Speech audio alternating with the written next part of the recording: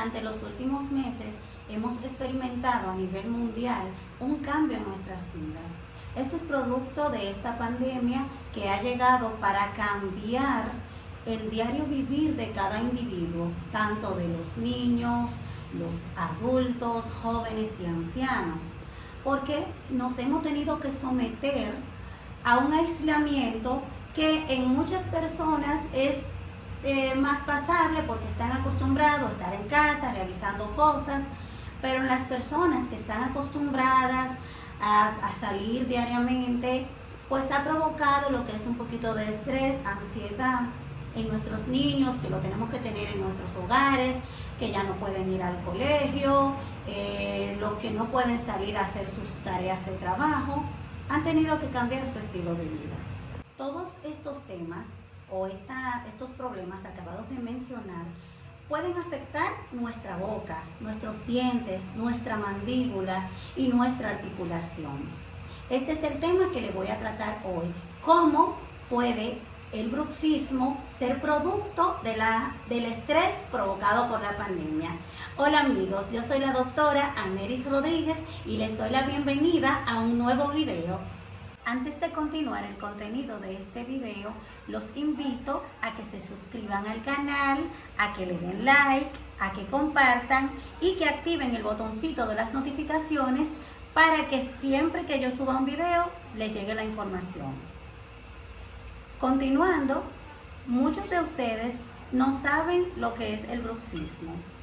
El bruxismo no es más que el desgaste que se produce en los dientes o el desgaste que se produce en la articulación por apretar o rechinar los dientes. Entonces, mayormente cuando las personas están durmiendo es que se provoca este daño.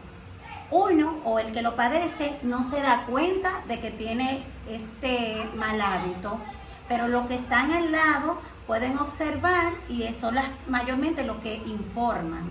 O cuando vamos a la visita a nuestro odontólogo, por los cambios del desgaste de los dientes y por los chasquidos de la articulación, mayormente el odontólogo determina que tú estás padeciendo bruxismo.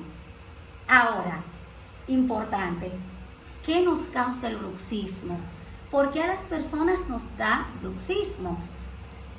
El origen real de qué es lo que realmente lo produce hasta el momento es desconocido, pero muchos estudios científicos han llegado a las conclusiones de que el estrés y los trastornos del sueño son lo que mayormente provocan que tengamos este mal hábito. Otro signo que podemos observar en pacientes con bruxismo, ya cuando están bien adelantados, es el desgaste de la zona gingival de los dientes.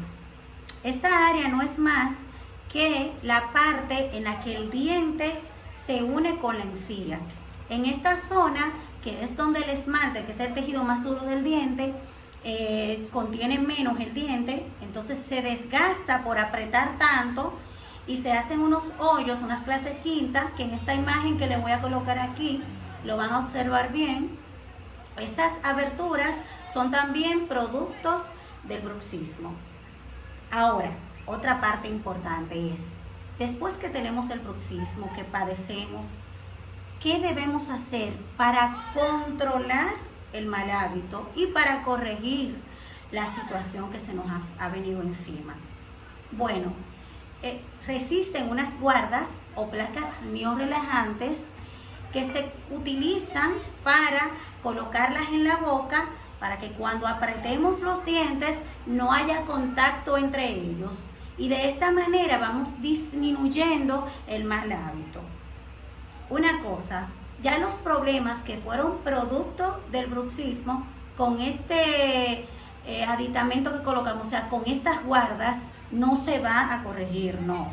Si tenemos el desgaste incisal, si tenemos el desgaste de la zona gingival o daños en la articulación temporomandibular, esto no se va a corregir con las placas. Las placas son para controlar el problema. Pero ya para esos demás casos, dependiendo la situación, pues utilizaremos distintos tratamientos y hay daños que son irreversibles, que no se vuelven a corregir.